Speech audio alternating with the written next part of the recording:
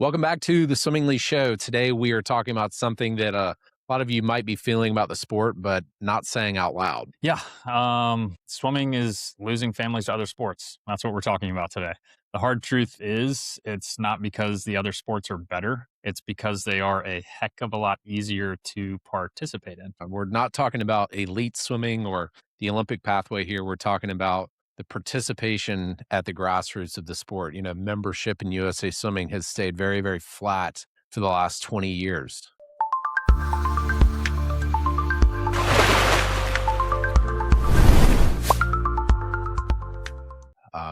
What do you think about that, Hayes? Yeah, I mean, so what he means really, we're just going to talk about the summer swim teams, the development programs that are out there, really the entry point. So when we say grassroots level, we're talking about those things: summer swim teams, development programs, the entry point of the sport, and the first experience families have with competitive swimming. Yeah. Now, if swimming wants, this is just my opinion, but if swimmingly wants to compete in youth sports with soccer, with baseball, with basketball at those grassroots ages, it's got to start acting more like those sports. We can quite literally take a page out of their playbook. Yeah.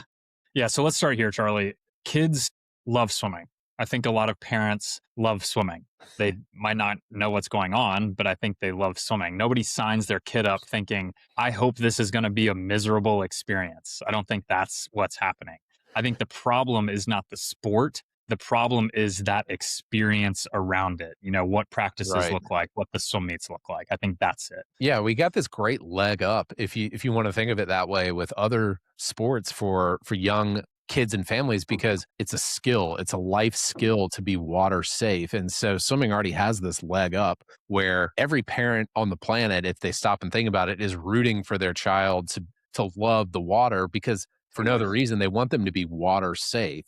And when families are signing up their kids for soccer or basketball, for example, the expectation is simple. There's a couple of practices a week. There's one game. There's a clear schedule. It's probably 6, 8, 10 weeks at the most. And so in other words, a short commitment. So it's high fun. It's quick repetition, if you will, on the year. You got it on the calendar. It's over. We smiled. We enjoyed it. We had fun. And now we're going to move on to the next thing. So swimming isn't Yeah. quite that way.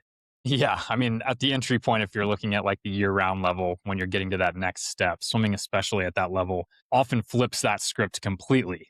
And what I mean by that is you're looking at more practices than quote unquote games, which we call meets, obviously. So you have these long meets, lots of waiting around, confusing systems, very little clarity. And I think that is really a big problem when you have these other sports, like you mentioned, simple. They practice, they play, they know what they're getting into. They see the schedule. It's very simple. Swimming is not. Yeah, and families notice that immediately. It's Yeah. you can't So hide that from them. not at all. Yeah. So this is where the comparison to other sports really matters. In soccer, baseball, basketball, flag football, the practice to play ratio is extremely simple. You practice a little, you play a lot. And what a typical week looks like for those sports, you practice once that week. And guess what, Charlie? You play that week. Oh, what do you know? Yeah, if it's basketball, they're getting, they're touching the ball constantly. They're practicing dribbling, et cetera. Soccer, same way. Getting that immediate feedback, and they feel like they're always doing the sport. Yeah. So in that practice to play ratio, like we were talking about, it's different for young swimmers when they get into this new level of swimming. They are going to practice multiple times a week. I know the first groups at a year-round team are practicing at least 3 to 4 times a week, right? Then they go to a meet and race once or twice, and then they wait. But those meets don't come very often.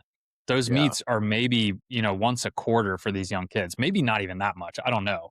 But right. sometimes they're there for an hour, and then sometimes they're there for 3 days. You just never really know what it's going to be. Yeah. And one thing, let me be the biggest advocate here for the sport of swimming. One of the wonderful things that we have about swimming for all ages, especially the entry point, is that the child, the athlete gets to do the swimming all the time when they're there. There's no bench in swimming is my point. In basketball and soccer, you're not always playing the game. You might be riding the bench for some of the time, and that's part of the sport. But in swimming, you're not riding the bench. You're swimming all of the laps. Yeah. You're doing the laps. And it just seems like we kind of press the brakes there at that we need to not just be doing the laps, we need to be doing the play, the competition to go with it. But that's just a great thing, again, being an advocate for the sport of swimming. Let's carry that wonderful strength through to conclusion that the child always gets to participate. They're never riding the bench. That concept isn't there. So let's give them not just the practice every week, but the play experience as well. Yeah. I mean, when kids are 6, 7, 8 years old, that is when this matters the most. They are not thinking about long term development. I guarantee you.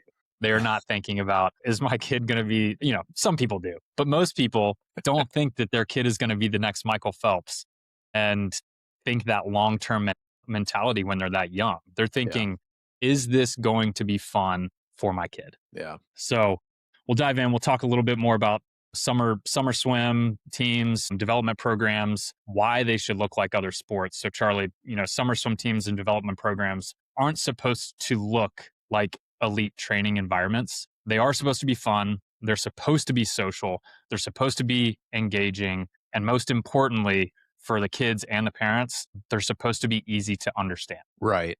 We've talked about this before. The development program for an 8-year-old is not a scaled down version of what an elite Olympic athlete does. In fact, it doesn't even necessarily need to look like it has a roadmap to get there. And too often, we're like you were just saying, we have this mindset of who's going to be the next Michael Phelps at age 6, and it's not healthy. It's not healthy, and there there's an old adage that if you think you're the exception, then you're probably not. And in this case, that's very true that, if you think your kid, if you think that particular swimmer is going to be the next Michael Phelps, it's not probably true.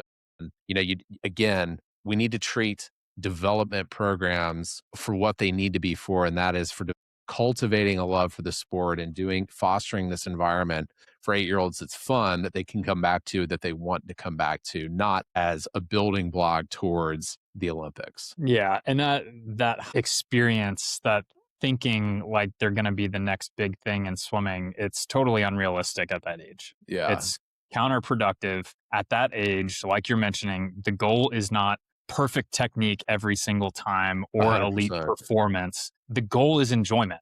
And that's what Yeah, these other sports are doing so well. And if the kids enjoy swimming, they come back. If yeah. they In come fact, back, they improve naturally. And if they improve, that pathway is going to stay open. yeah. We talked about your kid is not the next Michael Phelps, and I was actually watching Youth Inc.'s Greg Olson interviewed Kirk Herbstreit just the other week, and he was talking about the Earl Woods syndrome, Tiger Mm, Woods' dad, mm. and how Tiger was on TV hitting a golf shot when he was 2 years old. And we had Kirk Herbstreit was saying, we had this entire generation, his generation of dads growing up, seeing how Earl Woods treated him on TV, thinking about what we're talking about, where this is the path for my son. This is the path for my daughter. Like, we got to start them young and intensely focusing and individualizing on that specific sport. And Herbstreit called it the Earl Woods syndrome. And I thought that was great because we saw that generation, certainly in our sport, a lot of examples of that. And I think it's starting to change. I think people at the top of the sport now, there used to be this old, and I believe it's mythology, of the elite athlete hating to lose more than they like to win. And I think that goes back to the Earl Woods syndrome. And I think you're Yeah. seeing more athletes now proudly saying that they just they love the thrill of victory. They love competing and they love winning. Instead of living under this sort of mythical idea that the true champions, the best of the best, it's not that they even like winning, it's that they hate losing so much. And I think we watched that generation come and go with the Earl Woods syndrome of, the hating the losing more than they like winning. And I think we're on the other side of that now. And I just want to promote the doing it for the love of the game again. I think is a much more powerful concept that you can apply down to the grassroots of the sport, so that the grassroots kids aren't looking up and seeing the elite athlete going, "Oh, I do this because I hate losing." Who identifies with that? I don't believe anyone ever believed that in the first place. I think it's just a story that they've told themselves. But I think when an athlete that's 8 years old looks up to somebody that says, the thrill of victory, man, the thrill of competition, it's like nothing else. That's something that you can identify with. Yeah. I mean, you said it so well. I think summer swimming and those programs at the grassroots really do more times than not scream doing it for the love of the game, I think. Hmm. And so, when they go to the next level, there's this massive shift. And I think that goes away because they're so focused on drilling training and drilling practices before play. And we just have to start thinking, how can we mimic these other sports and do such a better job? And I Right. mean, the swimming numbers speak for themselves. We're losing swimmers at that next level. Hmm. We're losing them quickly and we're losing them to other sports. And why are families choosing other sports? And families today are not less committed, I would argue. I don't think they are. They're just way more aware of how they are spending their time. And I think Right. that's an important piece to talk about. Yeah. Yeah, I mean, there those other sports, it just doesn't seem like they're worried about creating professionals at 8 years old. I think you have elements of that in every sport, Totally. and maybe they're more developed so that they have a better development tier and then more of an escalated, single track, my kind of that old school thinking for the young athlete. Not that I necessarily agree with that, but I think there's just more of a broad enjoyment recreational level for these other sports, and we know that we're forcing most swimmers right into something that they're just not ready for. The jump from learn to swim, for example, to a traditional swim team is just too incredibly high. And that jump, that gap that we're missing is the beautiful spot for the sport. That's where 80% of swimmers should spend the majority of their time developing, and that recreational development level. Yeah. I mean, I think, when we're losing these swimmers to other sports, it's easy to look at swimming, but when one sport consistently feels harder, longer, and more confusing than the other sports, it becomes the easiest one to cut out, not only for the kid, Right. but for the parents who, hey, guess what? They're taking them to every practice. They're taking them to every game. And when they're having to take a kid to a swim practice 4, 5 days a week to not have a play session, I think that is why a lot of times they're cutting this sport out. Yeah. Yeah. You ask any 8-year-old, 10-year-old, 12-year-old kid that swims, that does other sports, they'll tell you that swimming is the hardest. They will. That might be controversial if you haven't done swimming before, but ask any 12-year-old that has done swimming and other sports, they'll tell you that swimming is the hardest. And that's not a litmus test for, oh, well, great. That means swimming must be doing something better. That's the opposite. Yeah. That it's not, the goal isn't to make it nose to the grindstone from day one for the first year of introduction to the sport. We have to have this level of fun, of play, of enjoyment, because the stalwarts, the kids that want to put their nose to the grindstone, they're going to do it anyway. They're going Yeah. to do it anyway. And what we're losing is the one swimmer that puts their nose to the grindstone, that grows out of that old school program. We need that development program so that there's 20 other kids that were exposed to the sport in the first place, so that they have the opportunity to take the next step. It's not that we're trying to get that one more nose to the grindstone swimmer to the next level. It's that we want, for every one of those kids, we want 20 more exposed at the development level so that they can see what the sport is all about. Yeah, and we've talked about this a ton. I mean, when you're going from a summer swimming environment where you have 1 3-hour meet a week, that's doable for parents. But when you jump to this next level, when you go to when the year-round team down the street, and you're asking to commit an entire weekend, you're going from one day 3-hour meet to the next step where you're committing a 3-day weekend.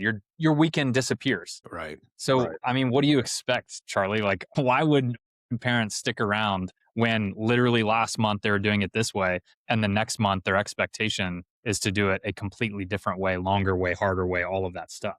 Yeah, I mean, it's these are the pain points that we've been up against, and it just goes back to, it's asking, if you're learning to play the violin, it's like asking somebody to play a full concerto, the second day that they're sitting in the seat trying to learn how to play their basic notes. It's not that those parts of the sport shouldn't aspirationally be available for those that want to be serious and pursue it sort of full time, if you will, as their exclusive sport as they get older. It's that we're asking and demanding that from day one from kids that just want to see what it's all about. It's like, if you want to see what soccer's all about, It's like saying, all right, we're going to play a game of soccer. This is your introduction to the sport, little 8-year-old Johnny. We're going to play a game of soccer 10 weeks from now. And until then, you got to show up to practice 4 or 5 times a week. And we're going to run wind sprints because you got to build your base. So we're going to build your base for the first 6 weeks. And we're just going to make you do conditioning for 6 weeks, 8-year-old Johnny. And then we're going to spend a couple of weeks and we're going to work on what we're going to call technique. And then, if you're lucky, we're going to let you actually play a soccer game after 10 weeks. It sounds ridiculous. That's exactly what the sport of swimming, that's how we tend to approach it if we're not intentional. And that's why membership growth is stagnant. Yeah. And it's why, families are leaving. They're not leaving swimming because swimming is hard. They're leaving because the experience, like Charlie said, is miserable. Yeah. So Yeah. that's it. So let me break down the wonderful part about swimming. This is why kids love to swim. Okay. Here we go. When you get to stand on the block, if you're 8 years old, you know this feeling. If you're 6 years old, if you've ever competed in swimming, you know this feeling. If you're 20 years old, you've been to the Olympics, you know this feeling. You get to stand up on the blocks, you have this anticipation, and you have this excitement of the horn going off, hitting the water, and swimming your race, whether you're a 50 freestyler or a miler or somewhere in between. Like, the thrill of that moment of racing, whether it's a 20-second race, a 2-minute race, or whatever, it's fun. It's so much fun. That's why you do it. And even the day, but here's the flip side of the coin. Getting to that moment is so arduous in the sport. There's so many practices, there's so much warm up, even the day of the meet, getting there. There's so many barriers to just standing on the block and racing that a lot of kids never get there. They just never get to that step Yeah. because you got to go through so many hoops and obstacles and practices and this and that. And we're forgetting that getting to stand on the block in swimming is the best part. It's what everyone lives for. And if we can just focus on getting more kids to the top of the blocks to race, then a lot of these problems would start to solve themselves. Yeah. I mean, perfect segue. What swimming needs to change at the young ages, at the grassroots level. So if Yeah. swimming wants to compete with other sports, especially at the summer and development level, and maybe even the next level, we can get into year-round programs too, which we've talked about. But a few things do have to change. Like Charlie said, first, the kids have got to race more often. Charlie and I talk about this every day. It's becoming part of the swimming league culture and one of our biggest values. Racing is the play of swimming. Right.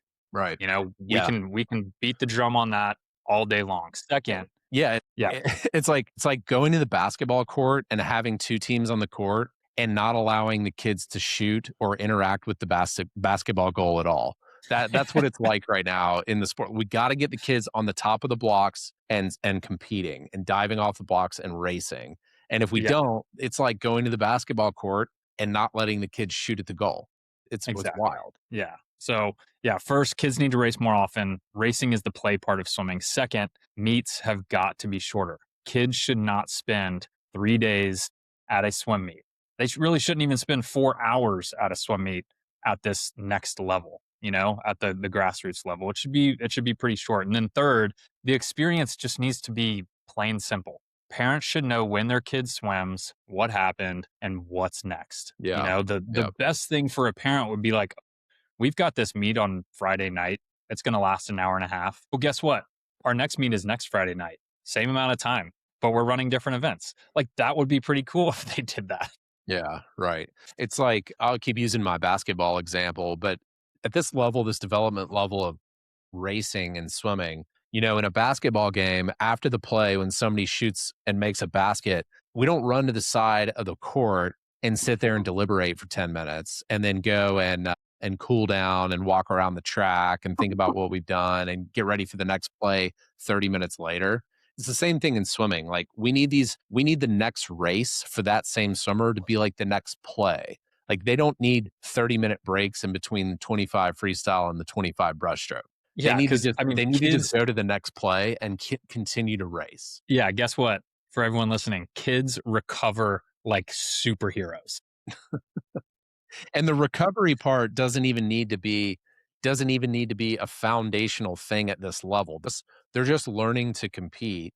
and they're learning like what's the next play. I did the 25 freestyle. Okay, what's next? The 25 breaststroke. And the concept of, we're going to introduce a 2,000-yard warm down, and then we're going to warm up again an hour late. Like that's elite level swimming. We need to worry about, again, what has to be true to get the swimmers to the top of the blocks and racing as often as possible. That Yeah. is, and all everything else is a barrier to that. Yeah. I mean, we can riff on this all day, but I think one thing to start talking about is why, Charlie, do you think swimming has fallen behind other sports? We're talking about the meets and the structure of practice to play and why it's so different. Just like from your perspective, why do you think we've fallen so far behind? Yeah, it's a good question. Other sports have probably more infrastructure. Oftentimes they're supported by the school system, or just the nature of you go shoot basketball hoops at recess with your friends. You get a little bit of exposure to that sport. When you're in gym and class, you get exposed to this sport or that sport. Water isn't necessarily obvious and easy to come by in the school system. So maybe they're only being exposed to it if their parents are taking them to swim lessons or summer swim team. And so it becomes this kind of side thing over here. I would refer to it as a country club sport, but I don't think it is necessarily. I think tennis, I think golf are country club sports because they have the infrastructure, they have the revenue, they have the financial backing that make them commercialized sports in that sense. People go to the US Open. People go to Wimbledon to watch people compete. Same thing in the PGA. The pool might be at the country club, but it's not necessarily a country club sport. And it's because that same infrastructure is not behind swimming. It can be, it's going to be, but it's not yet. And because of that, participation between learning to swim, which a lot of people do, millions of people do, which is amazing, tens of millions, and traditional swim teams, that gap, again, is just too high. So we need that infrastructure to have that progression level from learning to swim into what we would consider a traditional swim team. We need that clear pathway. Do you think that someone just came up with, hey, we're going to practice this many times a week and then we might have a meet 4 times a year? Like, I would How did love to know why that became the standard. how did it get to be that way? Yeah. Because the model for swim teams, traditional swim teams, is based on practice. It's based on you pay to attend practice. And then the swim meet is just this a la carte in addition to item. And so that's why it's become a practice training oriented, at the level that people are making money and building their careers in the sport. So year-round swimming and USA Swimming, that model has always centered around a training method, a training model. And again, a la carte swim meets is just sort of in addition to we're here to train. We're here to train. We're going to go do our swim meet every 6 weeks, every 10 weeks, etc. And there's just this again, the giant gap of where we can build a model underneath that at the Yeah. foundational level, the development level, that is not centered around training. It's centered around racing. Yeah. And I think when we talk about swim meets too, we've fallen so far behind. I mean, there are so many complexities at a swim meet, but you have to start thinking about all of those teams that can't afford a massive touchpad system that costs 20 grand, right? Like, Mhm. so these parents, when they get to a swim meet and they're asked to volunteer, especially the ones that don't have the nice setup and the consoles and the touchpads, all that stuff, they're just handed clipboards and stopwatches and hoping that they can figure out how to time these kids and make a good experience. But that's stressful. I mean, Yeah. you've got stacks of paper, all manual processes, fragmented tools. You're using one thing here, another thing here, and then you hope that they all connect. So I think that's Yeah. pretty tough. Yeah. Yeah, I mean, there's 1,700 moving parts around running these swim meets at the even at the age group level. We're talking about 8-year-old and 10-year-old meets here. Yeah. And we got the officials, and God bless them because they help the traditional way of doing things continue to, persevere, but it's not, it's in spite of everything going on. These people, I call them the Klingons from Star Trek. It's like this different group of these alien visitors come called the officials at a swim meet, and God bless them because they know how to run the meet, but everyone else is just a normal human sitting there as a parent watching them. They don't know what they're doing. They just know like, oh, thank goodness, like somebody's here to actually run this meet.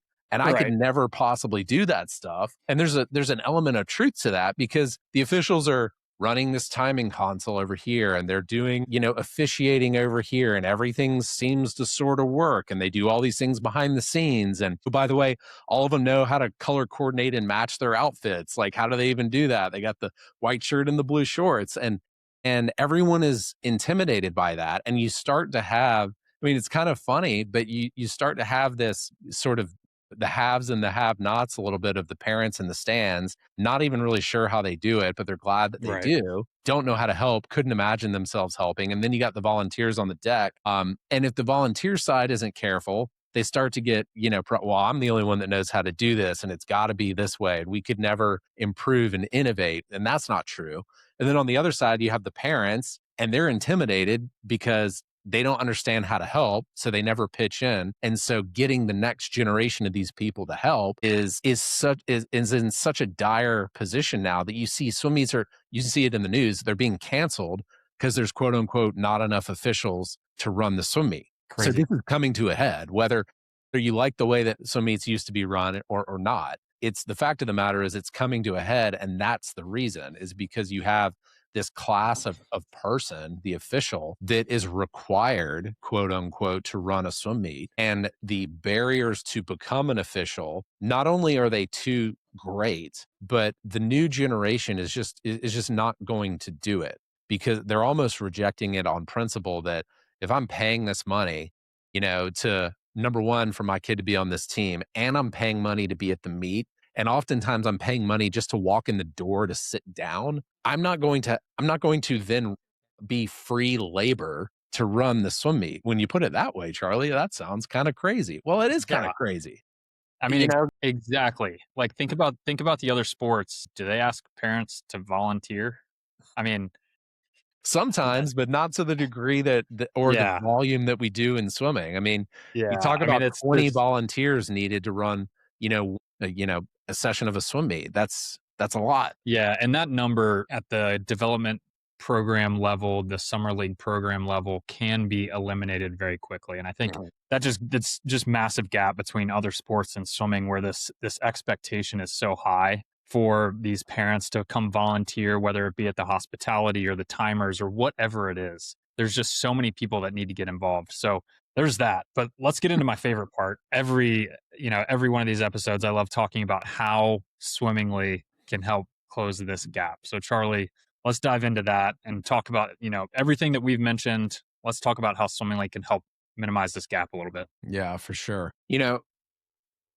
There needs to be a modern backbone for the sport of swimming. That's what swimmingly is. So, especially at the grassroots level, that's our focus. There has got to be a backbone, a system, one system that connects registration and meets and timing and results and parent communication. And the upper levels can have the complexity of the hardware and the components. But as we say, it takes three things to run a swim meet: team management, meet management, and a timing system. There are others, but those are the essentials. And there's not a single system that exists that has all three things that you need to run a swim meet, of course, except for swimmingly. And we're not hiding the ball here. This is our giving away the secrets. It's that in order for the base of the sport to help grow the sport, your program, revenue, etc., we cannot start the base of the sport from a component based system where it's a volunteer, and that volunteer has to recruit 19 other volunteers,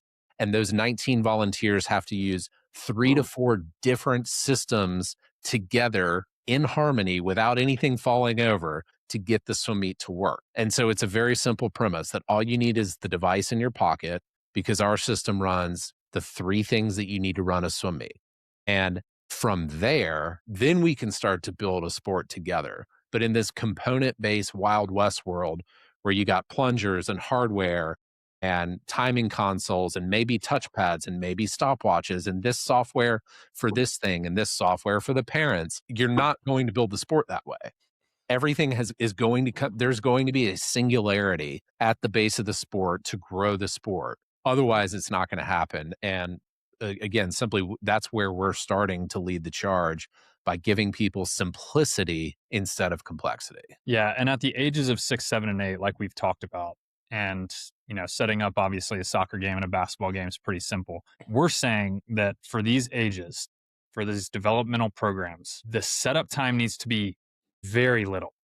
We don't want you guys to have to set up touchpads and consoles and all of that stuff for these kids that are just getting into the racing environment. We don't want that. Yeah. We want you guys to use something like Swimmingly where it takes 5 to 10 minutes to open the app and start timing. And you don't need multiple timers per lane for these kids. You don't need to get an average of these times when these kids are first coming into race in an environment that is new to them. You want to get them comfortable racing, and times will come, but you can just have one timer behind the lane capturing the best time that they possibly can. I mean, it's Right. simple.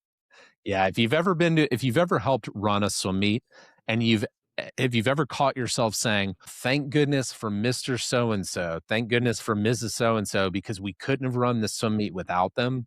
That's why swimmingly exists, because there Exactly. can't be a bottleneck of relying on one person to somehow hold all of this stuff in unison and keep everything running. It's the everyman app so that there is no setup. You can just run the meet and it doesn't matter how much experience you have. Yeah, I think that's perfectly said. When you have something that is all systems, team management, meet management, timing system from the very start, a very simple system. These parents are educated on how everything works from start to finish. Right. So when they get to the swim meet, if they're timing or not, they're going to know what swimmingly is and how easy it is to set up and time a meet.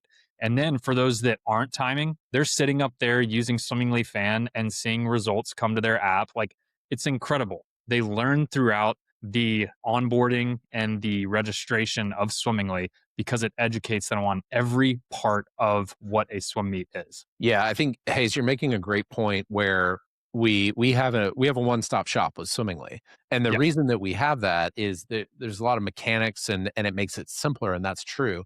But one of the most important reasons that we have a one-stop shop is that from day one, the parents are involved. And in a traditional system, you might say, "Oh, well, parent doesn't need to be involved in team man. We just need to get the roster uploaded and we can just deal with that over here. The parents don't need to." That's old school bad thinking. And the reason is the parents need to be involved from the moment that everything starts Yeah. because they're the ones that are going to help us grow the sport. They're the ones saying yes or no Exactly. with their swimmers to being involved next season. And so you include the parent in all facets by bringing it together so that they're involved, so that they can see what's going on, even if they're just seeing and not participating in that particular component of what's going on. Bringing them into the experience is integral. And it's not, in the old school days, it was, "Oh, well, let's just keep the parents at bay over here. We'll send out the results afterwards." Like, we're just going to keep them in the dark. That's kind of an old school example. And Yeah. now it's just the opposite with Swimmingly, where we're going to build a program. We're going to build a 8-week session or 10-week session experience around this platform where the parents are going to feel involved each and every step along the way. Yeah. I mean, at the end of the day, swimming doesn't need to copy the other sports. We're not saying that at all. We just need to start respecting families' time in a way that will also educate them from the very beginning. Like, they have got to be educated as well as the kids. I mean, if they're educated together when they get to this new program and it's simple to understand and the practice to play ratio is there, they will stick around. Yeah. And we've They seen it. will. We've Yeah. seen it. Yeah, so there's opportunity in front of swimming. The good news, we preach it every day. We preach it every Friday when Charlie and I hop on here. The good news is we strongly believe, and we do believe, that this problem is fixable. I think we can get swimming to a point where the numbers are going to grow. Yeah. I don't think anyone would argue that, right, Charlie? Yeah, I mean, one of the secret weapons to the sport, and that we should be proud of this together, is that we have some of the most passionate coaches and people involved in the sport. Yeah. We just lack the tools and the implementation plan to connect everything together. That's why we're here. We already know the people are in place. always talk about making sure you have the right people in place first. By and large, swimming has the right people in place. They're passionate, they're committed. These are lifelong professionals in the sport. 100%.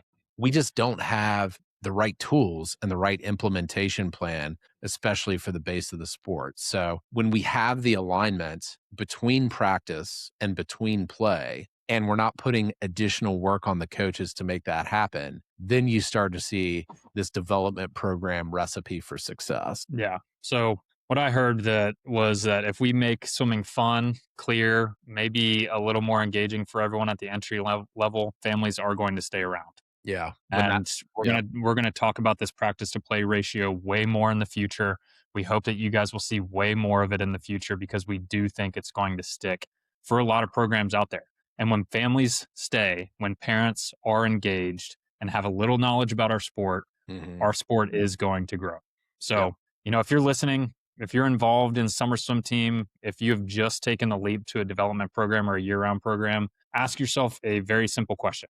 Does our experience feel like play for these young swimmers? Are they having fun? Do they feel like they are playing because they do feel that in other sports? Yeah. And if you believe swimming should compete with other youth sports at the entry level, we would love to help because you can run a sample meet. You can check out the platform. You can see from your couch how simple it can be and talk with our team. Helping swimming create experiences that's family focused that they actually want to try out and then stick with down the road. Because swimming should not lose kids at the starting line, That's plain right. and That's simple. right. Yeah, it should just hook them for life. This is a lifelong sport, and we need the pathway from learn to swim all the way through. Yep. So thank you guys for joining us. We are obviously very passionate and excited about this. We hope to hear from you guys in the comments. Please reach out anytime. Keep it swimming like So yeah,